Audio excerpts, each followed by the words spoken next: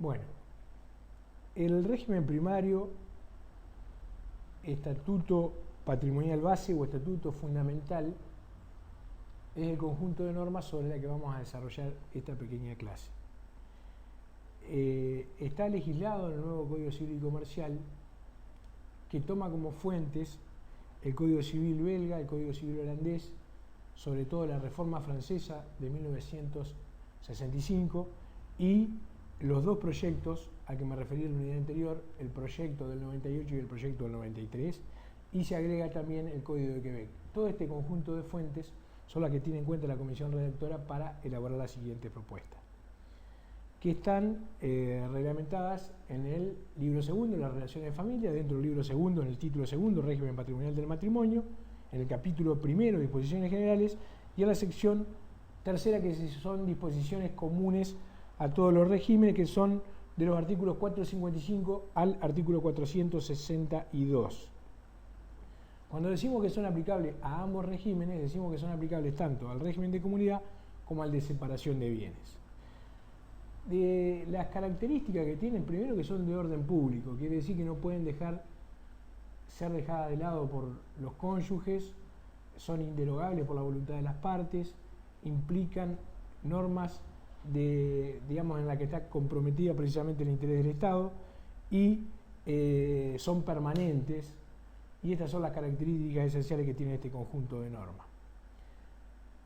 ¿Cuáles son los ejes que están regulados? Los financiamientos de los gastos de la familia, tanto de ambos cónyuges como de los hijos menores con capacidad restringida o incapaces de cada uno de ellos, la protección de la vivienda familiar, la protección de los muebles que componen la vivienda familiar, la reglamentación de las deudas y el mandato entre cónyuges. Estos son los rubros que aparecen regulados en estos artículos.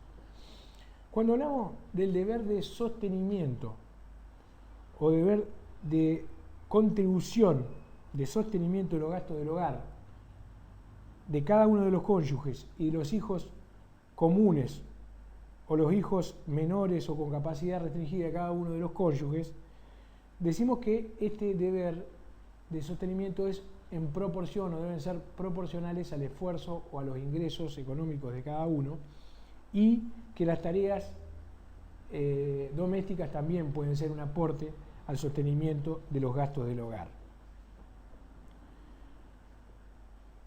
Entonces, para algunos autores, como por ejemplo para Roveda, este artículo es innecesario. ¿Por qué? Primero, porque uno de los deberes del matrimonio es el deber de contribución y el deber de cooperación. Y otro porque lo que hace, por ejemplo, al sostenimiento de los hijos menores del otro, aparece en el artículo 676, cuando dispone que los alimentos o los deberes del progenitor afín como subsidiario respecto de los hijos del cónyuge o conviviente, cuando declara que son de carácter subsidiario. Entonces, entendemos que se aplica esta disposición del 676 y no la del 454 que estamos analizando, porque si bien las dos normas son de orden público, una norma, la del 676, supone el carácter subsidiario de este deber, por cuanto, de no considerarse así y considerarse como obligado directo, dejaría sin la carga de este deber alimentario en cabeza del progenitor que no es cónyuge. En cuanto al 456, establece una protección de la vivienda familiar que es derivada directamente de la fuente constitucional del artículo 14 bis, y que no solamente protege a la vivienda familiar, sino que también protege a los muebles indispensables. Entonces, este artículo, por un lado, protege la vivienda familiar, los muebles indispensables, y por el otro lado, impide la ejecución, dejándola habilitada para supuestos excepcionales. Entonces, el hogar al que se refiere la norma del 456 no solamente es la vivienda que habitan o el inmueble, sino también que puede ser una casa rodante, una embarcación, o sea, cualquier mueble que cumpla esa función dentro de la organización familiar. Puede ser también un lugar donde están hospedados transitoriamente y no definitivamente los integrantes de la familia. Es independiente el título por el cual se ocupa esa vivienda, que puede ser en propiedad, locación, etc. Y vale aclarar que no alcanza la segunda vivienda, sino que se limita a la vivienda principal. Queda fuera, por ejemplo, la casa de fin de semana, etc. Entonces, esta protección es amplia porque abarca la totalidad de los derechos personales y de los derechos reales. Así puede ser un uso, usufructo, habitación, derechos derivados de contrato de locación, comodato, derivado de boleto de compraventa, etc. ¿Qué es lo que exige? Exige el asentimiento del cónyuge respecto a la disposición de estos derechos sobre la vivienda familiar. Digamos que el que dispone de los derechos del uno es uno, el otro el que solamente presta su conformidad o su asentimiento con el proceder del cónyuge. ¿Sobre qué debe recaer ese asentimiento? Debe recaer sobre el acto en sí y también sobre todos los elementos constitutivos. Esto quiere decir el precio, el plazo, las demás condiciones del negocio, etc. Y puede ser también, por el 375, inciso B, puede ser realizado también por mandatario con facultades especiales. En cuanto al tiempo, aquí coincidimos con Belucio que puede ser anterior o en el momento de celebrarse, y en cuanto a la formalidad requiere la misma formalidad que el acto principal. Puede haber supuestos de ausencia del cónyuge, de incapacidad o capacidad restringida o imposibilidad transitoria de prestar el asentimiento. En todos estos casos, como los casos de oposición, resuelve el juez o autoriza el juez, de acuerdo al interés familiar y por una vía que entendemos debe ser sumarísima. Sí, obviamente tenemos que recordar de que si en la casa habitan menores o en el lugar habitan menores, debe intervenir por el 103 el representante del Ministerio Público. Aquí la carga de la prueba ante la oposición recae sobre quién debe disponer. La consecuencia ante la falta de asentimiento es que puede demandar el otro la anulación del acto, y hay un plazo de caducidad que va que es de 6 meses contado desde la extinción del régimen patrimonial. Como recalca Graciela Medina, se trata de un acto anulable. Existen dos posiciones doctrinarias respecto a si los acreedores se pueden subrogar en ese pedido de autorización. Algunos entienden que no y otros entienden que sí.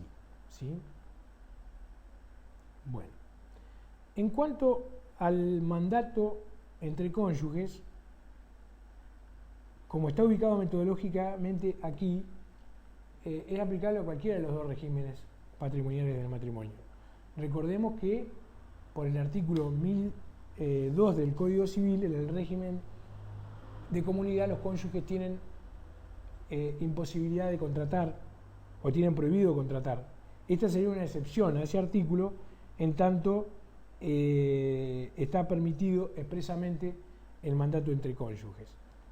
Es válido y el apoderado que administra los bienes no está obligado a rendir cuentas de los frutos y rentas de su administración, pero sí de los actos de disposición. Por el 1324 está obligado a rendir cuenta de los actos de disposición, salvo una liberación expresa en el contrato. Y en principio, como todo mandato por el 1322, se entiende que es oneroso.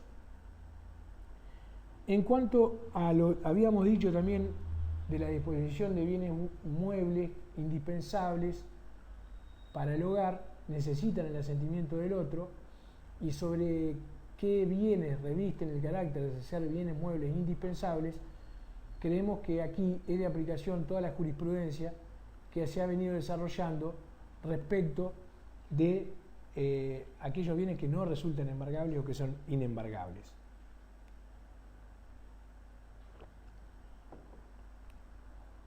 También actos relativos a los bienes del otro, hay un mecanismo que le permite, con la autorización del juez, a representarlo y esa representación viene dada por los límites que impone la resolución judicial y por las características del régimen en particular que es aplicado. Respecto a los actos relativos a los bienes del otro, puede ser que uno de los cónyuges esté ausente o tenga impedimento de realizar gestiones respecto de los bienes, entonces el otro con autorización judicial puede hacerlo según el 460 y las facultades las establece el juez a los límites de esas atribuciones y también se debe tener en cuenta la característica del régimen patrimonial aplicable. En cuanto a la responsabilidad de las deudas, el 461 impone un principio general que ninguno de los cónyuges responde en principio por las obligaciones del otro. Sin embargo, trae, para lo que es interesante en este régimen patrimonial, una obligación solidaria en cabeza de ambos cónyuges para las obligaciones contraídas por uno de ellos para las necesidades del hogar o para solventar las necesidades ordinarias del hogar y el sostenimiento y educación de los hijos conforme al 455.